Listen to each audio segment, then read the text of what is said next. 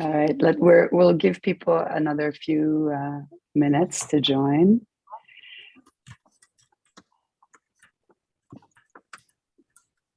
علي صباح الخير.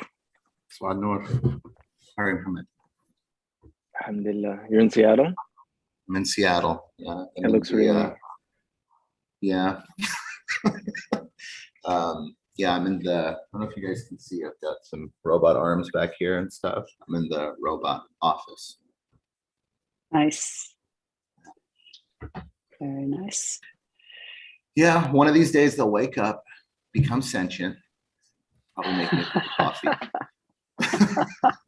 That's what I think it would do first. Yeah. معنا كم شاب من الشباب عم يشتغلوا على هالشغل. We have a bunch of AI students and AI company employees. So, okay. Yeah. All right, they'll keep me honest. They will keep you honest. Yeah. Muhammad Shaqaqi, did you see my note? انتي بشار. اوكي. طالع اسمي انا بشار وهو راما. Yeah. I was also confused, but I accept it. بشار بيك ليش ليه؟ خلاص سرق الايدنتيتي تبعي بشار. تعرفي شو صار يسموه الشباب والصبايا المختار صاروا مسميه المختار تمام. Yeah. I can do a very simple introduction. I haven't read Ali's bio recently, but I can do a friendly introduction. And Ali can correct. No, I would do it in English. بس إذا بدك ترجمي اتفضلي. And I don't know if Ali's talk is in English as well. That was my assumption. But we I'd better do it in English. Yeah, it's going to be really rough if I try to do it in Arabic. بس فيك تحكي لنا عن حالك شوي بالعربي؟ It's rough. I mean, the thing is, it's like I'm going to sound like an 8-year-old kid from Baghdad, right? It'll be bilingual. أنا أحب قهوة. You know, it's like, it's rough, you know? طيب تمام. I think people should feel free to ask questions, of course, and to ask questions in Arabic or Ali, and he'll understand. It's bilingual in that sense. And if we need to do any translation between Auntie Rasha and Rama, we'll figure it out. فأنا رح أبلش لكم إنه أنا تعرفت على علي عن طريق أخوي محمد لأنه كانوا مع بعض هنا عم بيدرسوا بفتكر أو يشتغلوا مع بعض بMIT. ما بعرف كانت فترة دراسة لكم أو شغل. وكتير عجبني كيف يعني قديه هو تقني وشغله تقني بس كمان الاهتمامات تبعه على القهوة وشو عم يعمل بشغل القهوة. فهلأ اليوم ما بعرف حنسمع عن القهوة ولا حنسمع عن الشغلات العلمية. بس محمد إذا بدك تفضل أنت تعرف على علي وبعدين بنكمل. اوكي يا صباح الخير مساء الخير للكل. I think اللي حتسمعوه من علي اليوم تقني بس اسألوه عن القهوة. Because if you start to ask him about coffee, the whole talk will go in that direction, which will be really wonderful also. And it's وهو فايد يعني داخل القهوة كمان بشكل تقني. You can ask him about that, about his espresso machine. I'll keep the introduction simple and it will be in English. I've known Ali for maybe like a decade. We did not know each other very well at MIT, but we did meet there in Cambridge, and we've grown to know each other much more in the past couple of years here remotely. Ali, I think as you mentioned, was born in Baghdad. Both parents were academics and they moved to Kansas, which is, if you know the geography of the US, it's in the middle of the country, the heartland, however they call it. He can tell you a little bit more about his upbringing and schooling, but this is the first person who I've met who's gone to college earlier than my sister, Rama. I think Rama was in college at 16. Ali beats her and was in college by something like 14. and he can tell you those stories. But he studied electrical engineering. Is that right, Ali? Computer science, AI. He has a master's and PhD in that. He worked at Google for a little bit, some startups. He has his own startup that's on coffee. And now he does a lot of work in the same fields, AI and computer science. He's a father of two wonderful children, Aiden, who's like 4 or 5. He's 5.5, right? Yeah. He's 5. Yeah. And Alia, who's about 1 year old. And he and his wife, Nadia, live on the West Coast of the United States. Ali's a dear friend, and he's brilliant also. So I'll be quiet now and looking forward to the conversation and also to the questions that you will have for him. Oh man, thank you, Muhammad. That's like the introduction is too nice. Like lower your expectations. So what Muhammad said is right. I grew up in Kansas. I like to tell people I'm Midwestern, Mideastern. And yeah, when I was an undergrad, I was really indecisive. So I did 4 majors. I did math, physics, computer science, and computer engineering. And then after that, I went to MIT, studied AI. When I was an undergrad, I was a huge math nerd. I thought I was going to become a math professor. Sort of, you know, I took, I think, every math class that my department offered, just about. And I did pretty well on the Putnam exam. I think I still hold the record at my school. And I did research in the physics department. And, you know, to be fair, it's like my dad's a mathematician, my mom's a physicist. So, you know, I did a lot of research in physics, and I had, you know, a bunch of little projects that I worked on when I was an undergrad. And in computer science, like I love to code, but I just basically took the basic coursework, and I really wanted to go to MIT. So I applied in 3 departments. I got in computer science, and I didn't get in math or physics. So I went into computer science. It was chosen for me, and wound up studying AI. And in those days, so I don't know, Rama mentioned that folks have an AI, there's like some AI background in the room. Is it common, or should I just assume that we're starting from nothing? I think if you want to give the basics, لأنه not everybody is in AI. We have accounting, medicine, you know, different degrees. Okay. So Okay, cool. So I was interested in language. And I remember writing my application essay, and it was all about, I was studying Fusha when I was in college, and I thought, wouldn't it be great to write software that could analyze word morphology? You know, you give it a word and it gives you all of the possible, like, for the word or something like that. I had these ideas about just basic text analysis. And I tried to write some things on my own and kept running into trouble with ambiguity. You know, there's so many different readings for a word or for a sentence. And my software would always get kind of trapped in these weird little rat holes.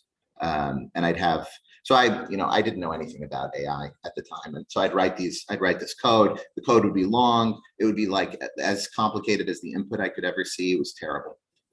So I thought, okay, I'm going to go to MIT. I'm going to study AI, and it's going to be this like deep art, you know, this like black magic. I could not conceive of what it would be. And then I went and studied for maybe a couple semesters. I'm looking at this, and somebody asked me to explain, like, what are you doing? I said, I think I'm doing like curve fitting, but the curves are really complicated, and that's it. You know, I was really disappointed. We can get into it more, but the field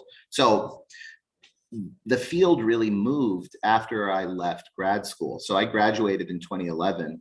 And for those of you who know about modern AI, that period of time from 2003 to 2011, which is when I did my master's and then my doctorate, people refer to it as an AI winter now. It's like, oh, we didn't know what we were doing. And I thought I was the only one, right? Like everybody around me seemed to be making good progress and publishing papers and stuff. And I felt like a total idiot. this doesn't make any sense. Does this make sense? My thesis was all about how I didn't believe the models that we were building, which was very unpopular. And I think I had some good arguments for why, you know, I didn't believe that it was working, even though our metrics said that it was working.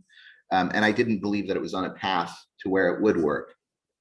And then I think in 2011, I went and started at Google, and Jeff Dean and his group at Google Brain published how they were working on large scale neural nets, so deep neural nets. And it completely changed the industry, right? Like right after I left, right? And so, so the story that I want to tell you guys starts when I'm trying to get back into AI and NLP.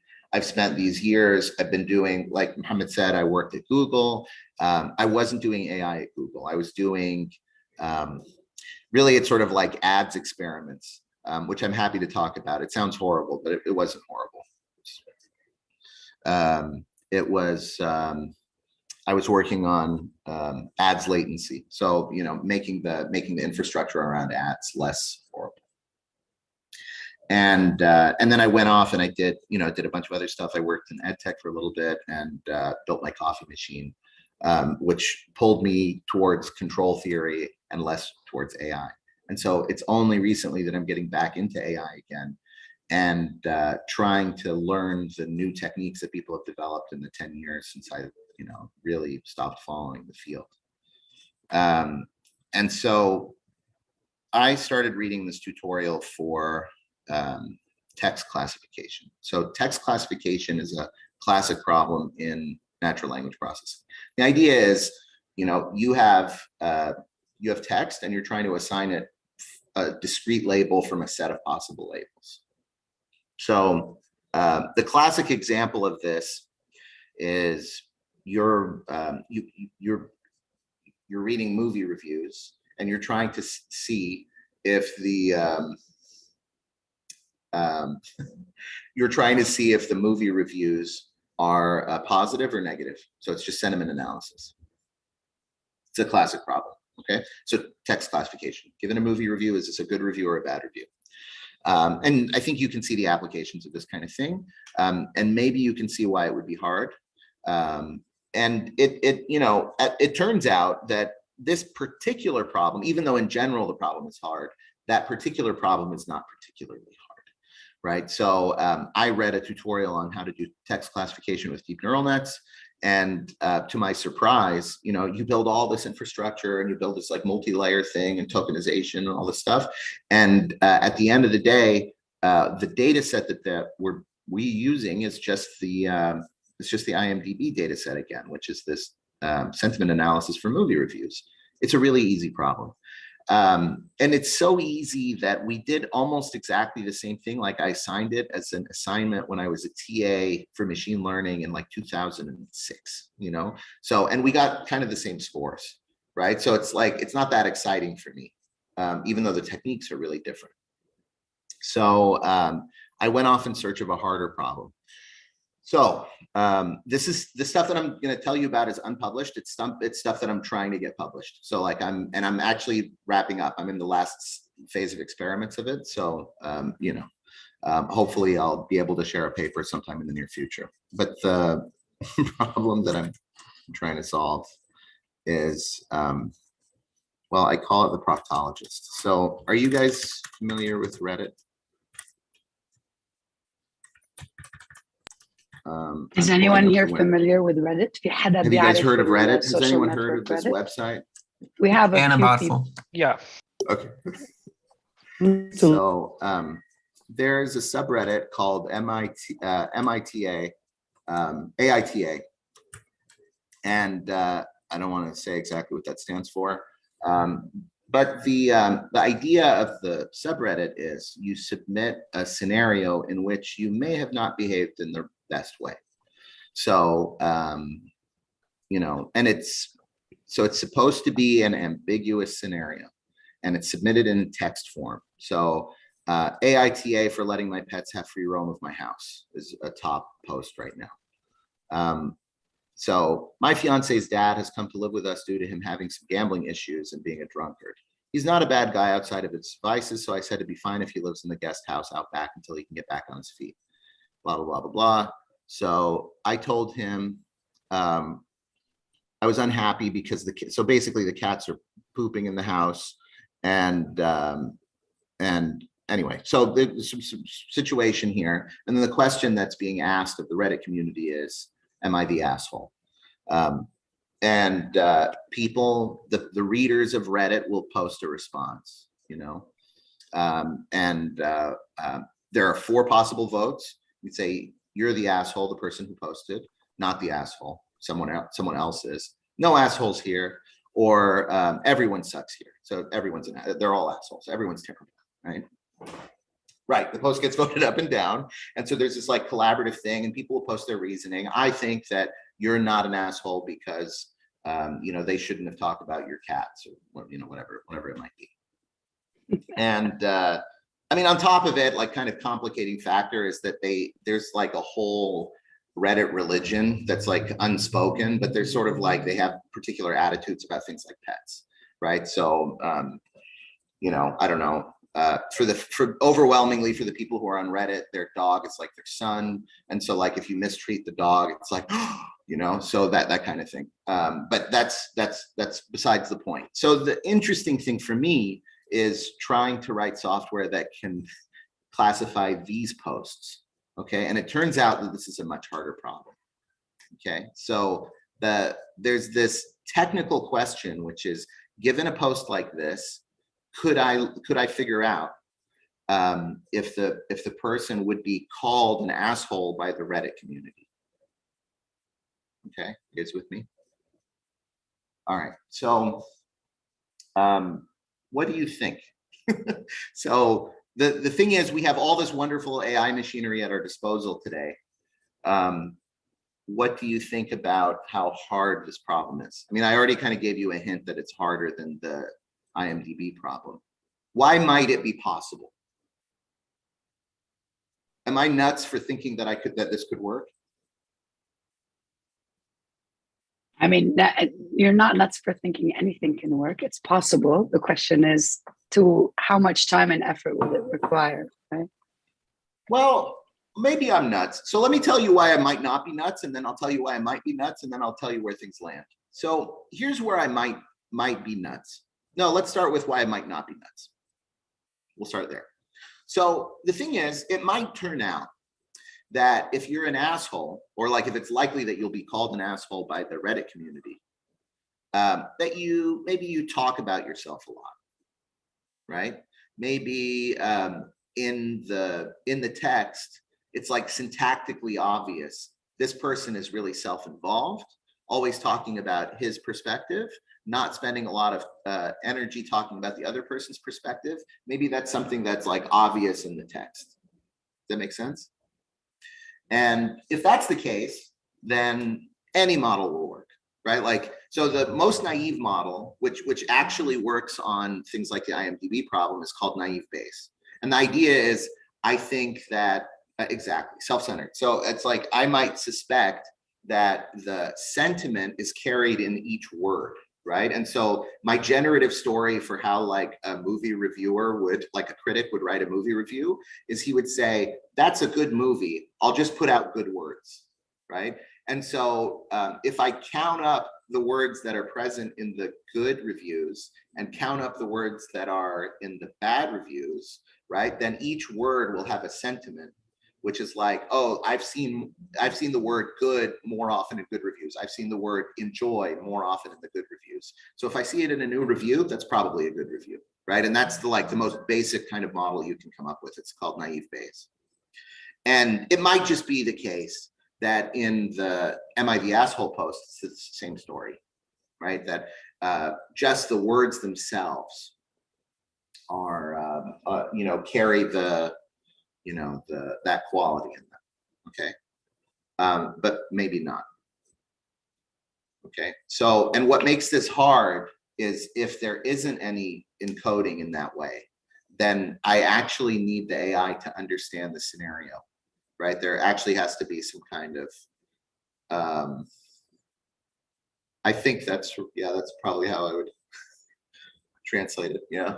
Oh, Muhammad is translating it for the community. It's terrible. So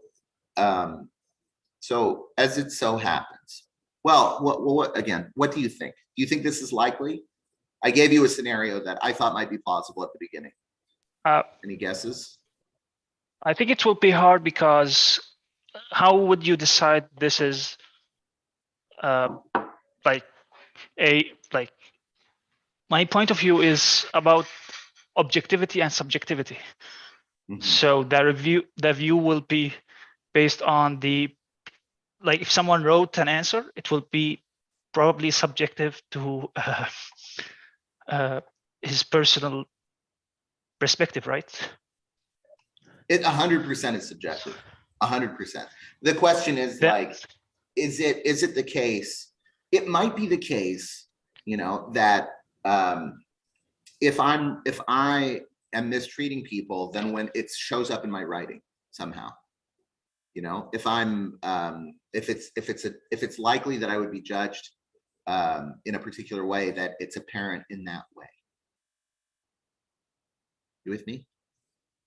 Sort of. Like it's 100% subjective every time, right? Like I never hear the other side of the story, right? Like whatever the person is posting on this thing, and just for the record, I'm not like, I don't have any philosophy background or anything like that. So like, this is just, you know, this is all from like language and AI perspective. So, so there's other kind of dimensions to this that I'm not prepared. Like I'm eager to talk about, but I can't like, can't say more. So what I see is that it will be biased eventually, right? The model will be biased somehow. So just like, right. Yeah. So right. why would you consider that this is whatever the outcome of the model is valid, right? How? Oh, okay. Well, that's a good question. So so just to restate this, how do we know if we're doing a good job? So the scheme that we're using is like this. So here's the website, right, on Reddit.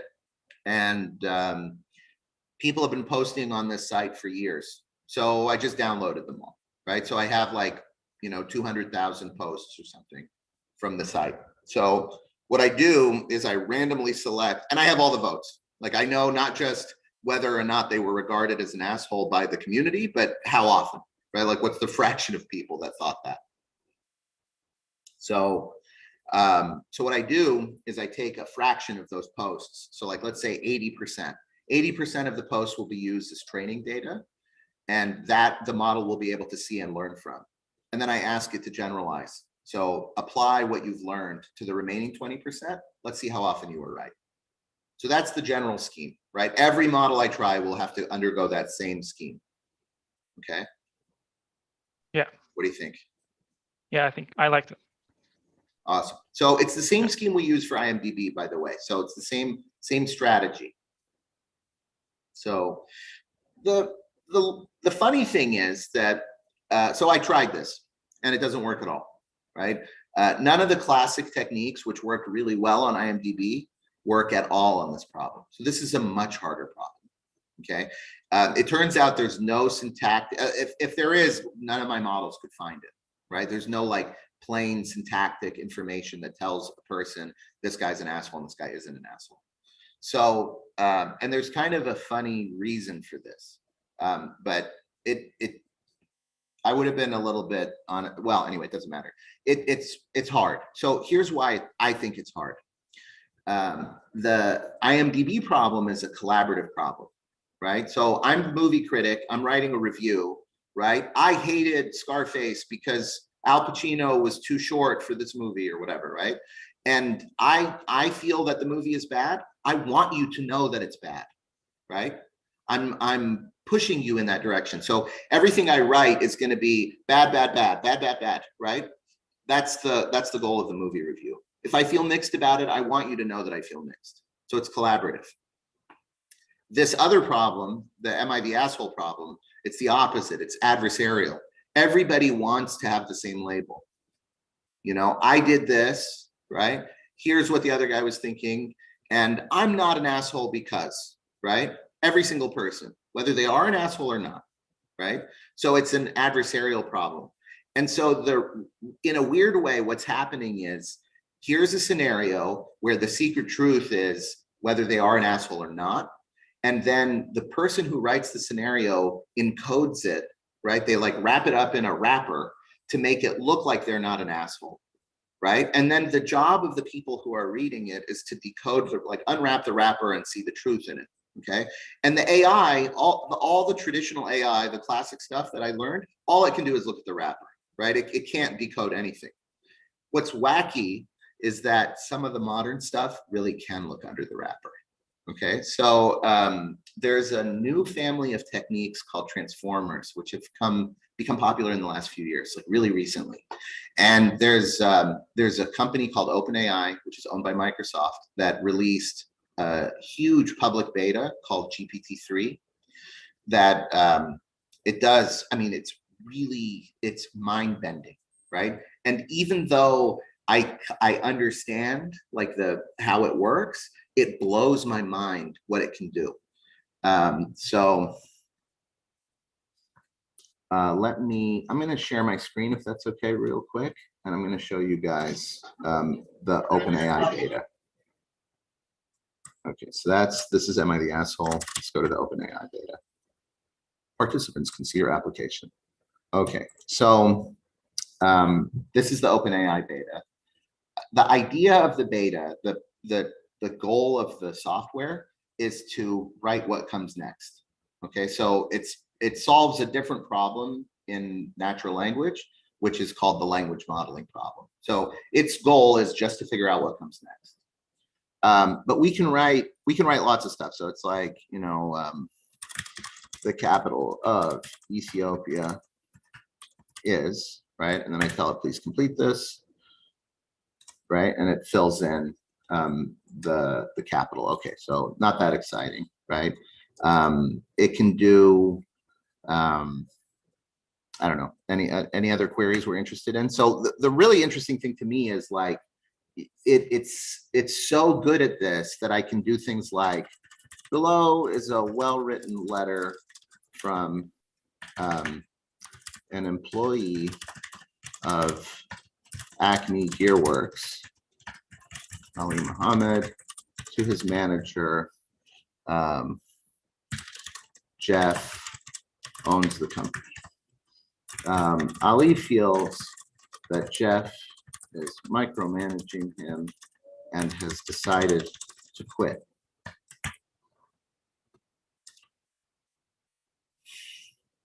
Okay, so it's now filled in the text that it believes should come next. I don't know if you guys can see this. Yeah, that's pretty cool. All right, it's neat, right?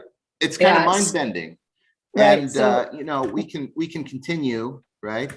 Here's what if you Jeff's response. Mm-hmm. That's it. You know. That's great. What if you pose the what is an asshole question? Yeah, Or so who? that's what's sort of interesting. Okay, so like, you know, who is right. So let's try it out. It's always exciting to try to do a live demo. Let's see what happens. That's what I'm looking for.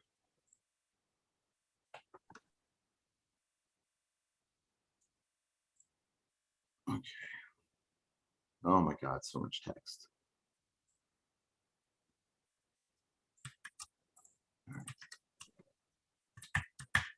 Let's see what it says. It's giving who it thinks it's submitted. Oh my goodness. I don't know what's this, what it's done here. Hang on. Oh my goodness. Hang on. This is not what I wanted. Well, clearly it had some text from this subreddit, and it's actually like writing text. So which is also part of the interesting thing. Yani, it's part of what the scientists are dealing with AI, right? Is its ability to translate based on a little bit of language. Absolutely.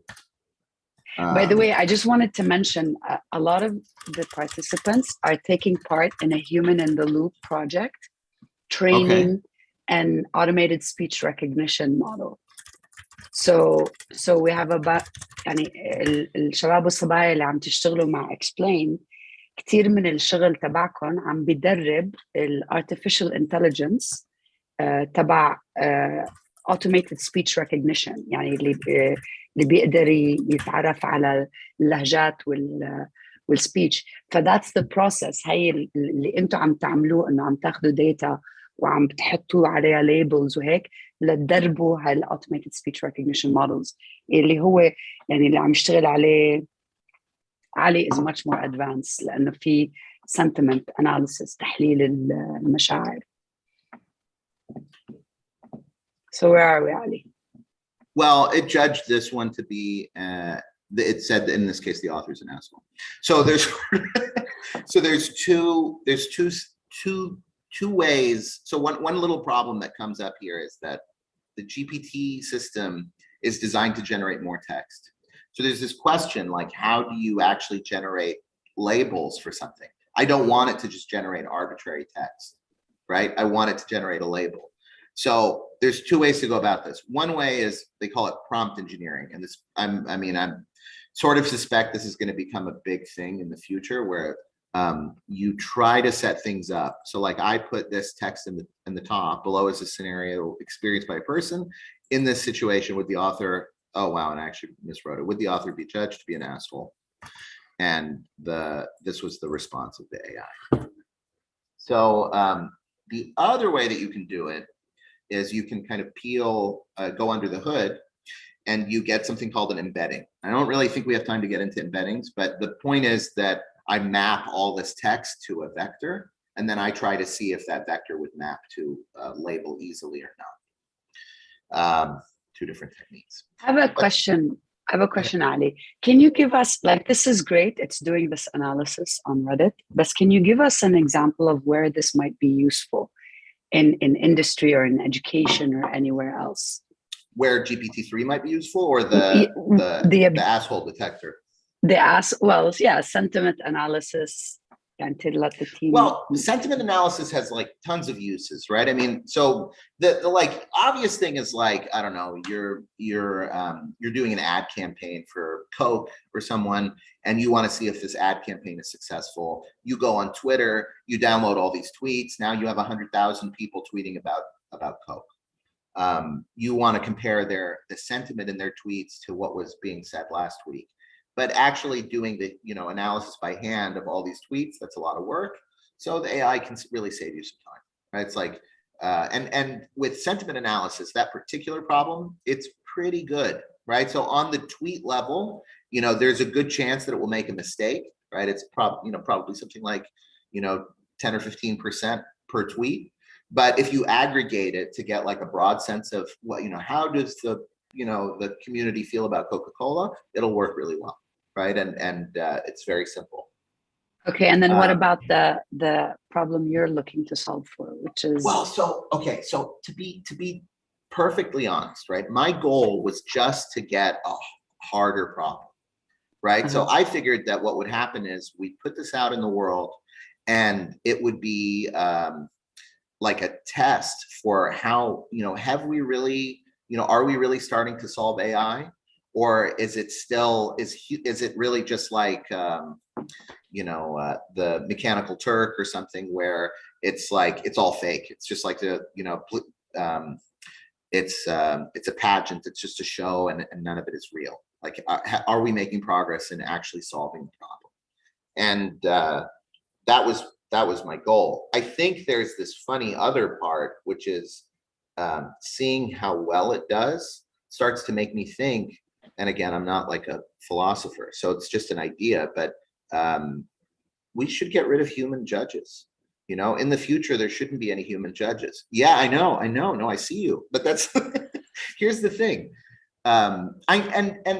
There's this mixed feeling I have, which is, I think, exactly the mixed feeling you're having. But the thing is that the AI, whenever I put in these scenarios, winds up being pretty reasonable and showing compassion and having giving judgments that are not like out of the question. It's still got a long way to go. Whereas, you know, but I see it improving, right? It's getting somewhere. And people are terrible at these jobs, right? People bring their own biases and things. I mean, like, one of the big problems that I see is, like, if you look at statistics on like how often a Black man might be convicted of a crime, whereas a white man in the same situation would be let go, like, it's kind of crazy, right? It's kind of nuts that we would give that kind of power to people who are like so error prone. And I mean, in fact, just for fun, like, I don't know. Let's see. Should human beings be allowed to judge other human beings?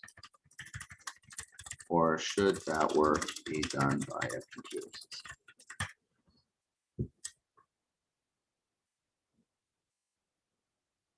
Wow, so it's arguing that it should be done on a case-by-case basis.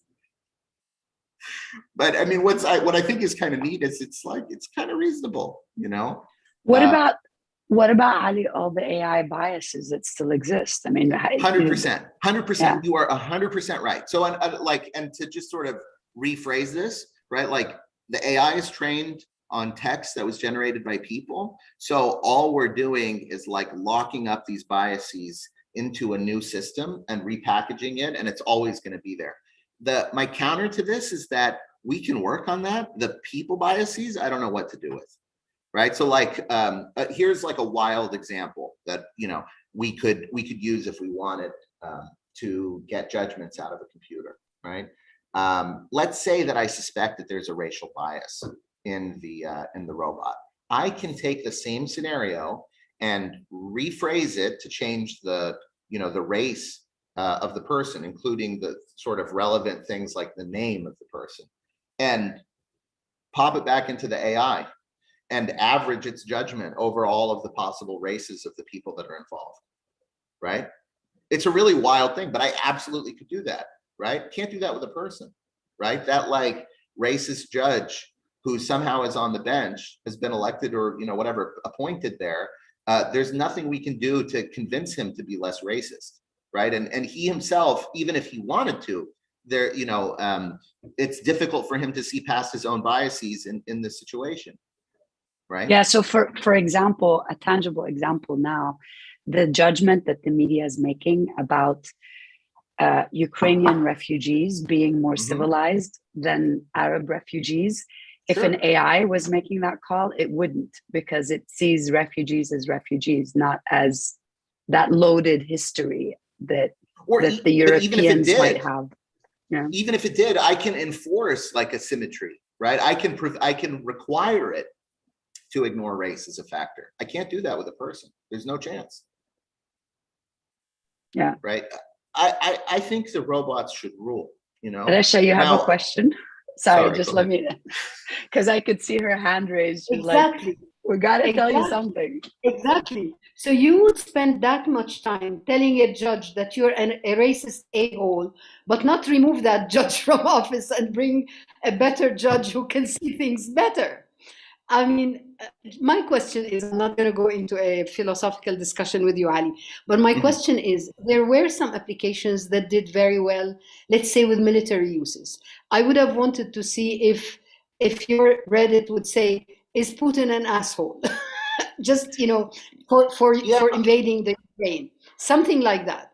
So I can see military scenarios that I would have hoped the purpose of which would be to teach humans rather than the other way around. So if I'm going to spend that much time feeding a machine scenarios so that the machine can think better than me, I don't know if the answer to that is not trying to teach people to think better. But that's open. Maybe you can tell me we tried for centuries, for millions of years, and they didn't come up with something, so we're going to try with machines now.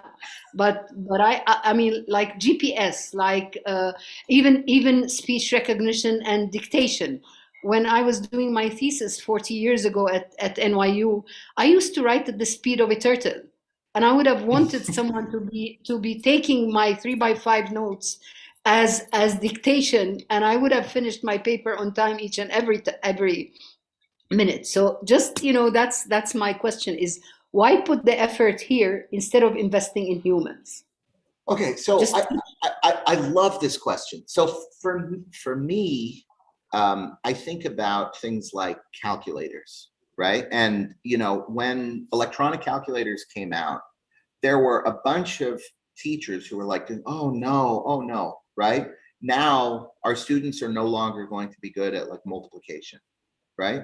But the truth is, they're good at other things, and the computer is so much better at it than the people are. Really, people should never have been. I mean, it's like, I'll give you another example, actually. It's sort of terrible, but like driving a car, right?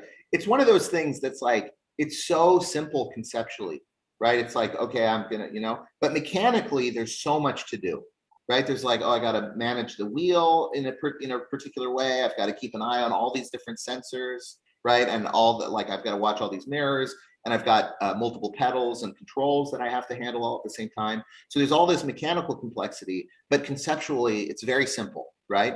People never should be doing those jobs, right? As soon as we have a robot that's able to do it, we got to get people out of there, And so I don't know, I kind of have this feeling that we shouldn't be doing any jobs that a computer can do better than we can. And as to this question about the judge, I'm being kind of facetious, right? Like I'm not settled on this question myself, right? Like I don't know that we should, get rid of all the human judges. But my feeling is, even if we did manage to, create the perfect human judge, we gave them all kinds of training, and we debiased them, and we did all this work and invested in them, then they would die, right? And like we'd have to start all the way over. Our robot is just like going to live forever, right? I can make copy after copy of it, and continuously improve it. Right. It's like if we can get to that level, there's no doubt in my mind that that's what we should do. Right. So I would like to get one other question answered for Yusuf, but I'd also love to hear about your coffee interest and your coffee machine. I think كلياتنا بنشرب قهوة هون، فأكيد كلياتنا رح نتفق على الكوفي. So Yusuf, إذا بدك تسأل سؤال, and then we'll go to the coffee. Okay. Okay, so I was wondering about the judge issue. So in my opinion, I don't think it would be like the best idea. Like we all know what happened with Tay, like Microsoft chatting bot, Tay, and Microsoft did it too well.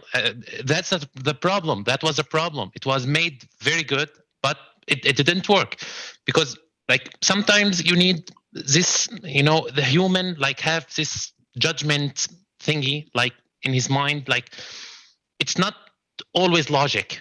You have to have some sentiments in your judge. You need to have this human thing. I don't know if AI can achieve it now or in the future. I mean, even if the engineers did like 100% of their job, even much better, I don't think it would work. This is my first point. My second point and my last point is I'm going to ask you just about the samples. I know that AI learns from humans. So the samples for the judge are taken from, like, let's say the USA only. Does that change if like the samples were taken from all around the world? Like, does that samples taken from the USA are the same as the samples taken from, let's say, Europe, like France or Germany, or a Middle Eastern, like judge Middle Eastern? That is my second question. Thank you. Totally. Okay, so the first question was about human compassion in the AI. I don't know, and it's sort of funny, but I've seen so many examples of people being bad judges. And it's like there's two sides to this thing, right? One side is, and I guess really it comes down to, if you put yourself in the shoes of the accused, right? Would you rather be judged by a human judge or a robot judge? And I think the answer is sometimes I would prefer the human judge, and sometimes I'd prefer the robot judge. It kind of depends on the judge. It depends on where I am. But that to me already is like mind blowing. But like if you and me were in the South in the United States, if we were in Alabama and I got pulled over and the a cop accused me of something, I would not want a human judge down there, right? I would rather toss the dice with a robot judge, frankly, right? Like that's kind of what I'm getting at. It's like, you're right, there's this implicit bias. There's this lack of compassion in the robot judge, maybe, right? It's going to be forced to operate within certain parameters all the time. But that human judge could be totally savage, right? I mean, and they really could, they could really hurt me, and they do it. You know, I mean, that happens. So that's where I'm kind of like, it's not black, it's not a slam dunk to me. Like, it's not obvious to me that I wouldn't want this. It's gray. It's gray area. It's a gray area, yeah. And I think over time, you know, as the AI improves, as it learns more, and as we get better at understanding how to use it, it'll be less and less gray. And I actually think it'll be clear that we want to move in this direction. People should not be trusted to judge other people, as wild as that sounds. Now, your other question was about, oh yeah, it was about like different regions. Absolutely, it will differ. The thing that I kind of mentioned before, it's like, if you go on Reddit and you read, they kind of have, there's like a secret dean of Reddit, right? That's like, it's just the fact of the thing, right? Like, to me, I grew up in Kansas. I don't have a particular love for pets, right? I understand that people have their relationship with their animals and stuff, but like, it's a pet is a pet. It's an animal. There's like there's no comparison between a pet and a human being. And on Reddit, it's like a little bit less clear, right? It's like, oh, the kid came over and my dog bit him, and so the kid killed my dog, and everybody would be, right? But like, you know, for me, it's like, well, but he bit a person, so like that dog is not allowed to live with people anymore. It's kind of obvious. And I mean, I don't know how much of that is cultural, how much of that is just me, you know, but I mean, really what I'm trying to say in the longest way possible is that there is clearly a cultural viewpoint that's encoded in all this data. And so, yeah, I mean, debiasing that and like figuring out what's the like, you know, how to include everybody's the proper average of everybody's viewpoint. It's like it's a huge job. But it's funny to think that that's where we are. It brings us like to the biggest question, which humans still don't know the answer to, like what's right, what's wrong. Like if we still don't know, that answer, it's like, how are we going to train the AI in the future to know like totally what's right, what's wrong? Well, you know, so all these problems are kind of like that. I mean, it's funny, but the simplest, like one of the simple problems that comes up all the time is handwritten digit recognition. It's like somebody writes a number and you say, well, what number was that? And it's so simple, right? And like most of the time it's totally clear. But what's crazy is there are cases where you're like, I have no idea what that number is supposed to be, you know, and that's just digits, you know. So for scenarios, for sure, there's going to be gray areas. It's tough. All right, and now to coffee. Tell us. Yeah.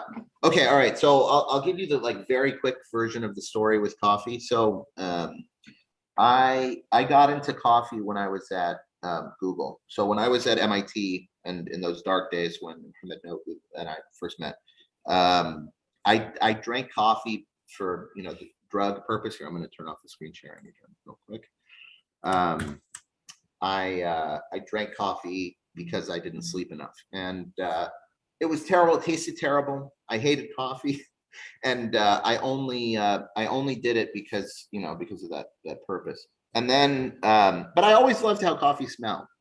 You know, it's just like, it's like soap, right? It's like, oh, it smells great, doesn't taste great. I'm sure I hope I'm not alone in having tasted soap, but no, we actually have some people who have said they like the taste of Syrian soap, and it's all organic, and they actually eat Syrian soap. Oh my God. Excellent. All right. Yeah, that sort of like pulls me in another direction, but okay, let me keep, I don't know, Muhammad, did I ever tell you that my dad studied in Damascus? He uses that soap, you know, that's the only soap he uses. Anyway, I went to Google. I was taken to a cafe by my manager at the time when we were visiting New York. And he took me to a cafe, and it was one of these, you know, specialty cafes. and I remember thinking how ridiculous it was, like this guy with this big beard and like really, like he had a coif and this like nice mustache and everything. And he's like looking at the beans as it goes in. God, that guy's an idiot, right? And then he poured me the most beautiful cappuccino that I've ever had in my life. You know, just like, oh, I like it, right? It tastes like coffee smells. It was an incredible wake-up call. And I wound up going back to Boston and just really trying hard to find that coffee. And failing. Like I couldn't plug into the specialty coffee scene in Boston at the time. I just didn't know anybody who was into it. And I didn't know what cafes to go to. And I remember having these horrible conversations with all these different baristas at different cafes about like, this doesn't taste right. And I don't like this. And the barista's getting mad at me and telling me to leave the cafe. So I wound up just, I decided I had to learn how to make it myself. There wasn't any other way for me to be able to get this coffee to drink. So I started learning how to make it, and one thing led to another. And before I knew it, it's sort of like, I don't know what part of the story to tell you guys. It's so short, but the short version is I wound up, one of my buddies and I wound up designing a new espresso machine. And it's like a really interesting control theory problem that I'd love to tell you more about. But we're making this espresso machine. It's, you know, smaller and better. And Muhammad, is there something important that I'm leaving out? I don't know. I mean, it's tough because we only have 4 minutes. Take your time if you want to speak longer. Don't feel pressured if you have the time. But yeah, I mean, for me, it's fascinating that you would have AI and coffee on your resume. That connection is really cool. But Muhammad, I don't know if you had anything else. I think it's the same point, Rama. And is this a tension? Would you rather be doing one or the other? How do they coexist? And you know, stuff like that. It's just like, Maybe. Yeah. Is it a tension? I mean, it's the funny thing is it doesn't feel that different to me. It's all like, ultimately they're really technical problems, and there's you would think maybe that there's a lot of feeling that goes into getting the coffee machine right, but it's actually extremely technical. Right? Like we've reduced it to this like very specific target that I'm trying to achieve. And it feels to me like there's more feeling in the AI stuff right now because it's so amorphous. And we're in this weird situation where I'm very comfortable with the math for the AI stuff, but reality doesn't match the math. Like there's this, there's a gap right now in terms of what works and what we can predict mathematically should work. So it all kind of feels wishy-washy and the same. I really would love to talk about coffee. And I have this secret ambition, don't tell anyone, that I want to do, I want to mix these two things. Like I think it'd be really neat to have a coffee machine that modifies its recipes for you, right? So like you say, I don't like this, and it says, okay, let me try this, and try something different, and pushes it in a different direction. So like experiments with the recipes for you. But yeah, do you guys have questions about coffee? How into coffee are you guys? I mean, I know everyone. I have a question about coffee. Is how are you? I mean, are you taking what you're learning in AI and embedding it into your coffee machine? Is sentiment analysis part of it? Like, is there a feedback loop where people are saying something and then your machine is listening in and improving it, like Siri or Alexa? So okay, I want to. I think it freaks people out, but I want to. I think it would be so. Here's an idea. I had this idea about way back. Let's see, what year is it now? I don't know when it is anymore. I met someone who had a company called Affectiva. I don't know if you guys know that. You guys know? Okay, so I thought it would be really cool to just plug in the affect detector and see like how people, what happened to your face when you drink the coffee, and then use that as a feedback loop for your coffee machine. Can you imagine it? Anyway, and there's this whole other problem about converting the recipe, converting that sentiment into a modification for the recipe, which is like complicated. There's a lot to it. There's really a lot to talk about in terms of coffee. Well, we would love to invite you to have a coffee discussion, because here there's a side coffee discussion going on. Like, I think someone, Muhammad's asking, have you ever tasted real coffee from Rwanda? Are you kidding me? Of course I have. From Rwanda, from Ethiopia. Yeah, the Yemeni coffee, that's the one that's hard to get your hands on right now. Have you guys tasted that coffee? Well, if you'd like some, I can get you some. You can get me some? Yeah. Yeah, that's a good hookup to have for sure. Yeah. Right. Awesome. We'll definitely do that for you. But Bashar is also saying he just wrote a blog about coffee, if you're interested in looking at it. But we'd love to engage you on coffee and more. I mean, this for me has been really exciting. I hope it was exciting for the team that joined. You're definitely someone with a lot of diverse interests and really great interests. We'd like to hear more from you and others like you. Do you have any questions for Ali? I have an AI joke for Ali before he leaves on AI translation. One of our students used a Google Translate or another term, and I was just telling Rama, if we have two of these, we will be both taken by you-know-who and never to be heard of again. She was working on the preservance of the 14 nuclear in the talks. Do you know what that is? No. Okay. There is an imam who is from Nawa, Iraq, and his name in Arabic was Imam al-Nawawi. So this girl was working on learning by heart the 40 hadiths by Imam Nawawi. Hadith Nawawi? That's exactly. So good. So she's working on the preservance of the 40 nuclear in the talks. And I'm not joking. I'm not joking. There is a journalist in Spain called Taysir Allouni who was talking about the same thing and got detained by Spanish police after September 11 for talking about the nuclear imam. So, oh my goodness. The nuclear imam. Confess who's the nuclear. So that's it. So please work on that. As you're working on translation, being a translator, interpreter myself, it always scares me to be beheaded for something like that. Okay. I know, it's terrible. There's a really old translation joke that the folks who were building these translation systems back in the day. I mean, what's nuts is that they've been promising, human quality machine translation since like the 50s. Right. And that's how long they've been getting funding and stuff for it. So this is probably apocryphal, but the joke is like that some government official is like testing an early English to Russian, Russian to English system. And so they put in the spirit is willing, but the flesh is weak into the English, and then put it into Russian and bring it back into English. And it says the vodka is good and the meat is bad. Yes. Yes.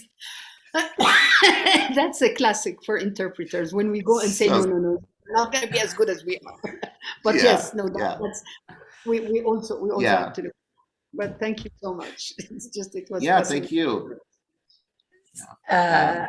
So I don't know what tell Ali about official Abu Khashrif. We have a girl called Rasmiya Abu Khashrif, and she was translated into official Abu Khashrif. Yes. Yeah, I don't know. I try for a while. I would do things like I'd put world leaders' names in, and so I remember Hosni Mubarak came out as beautiful. Congratulations.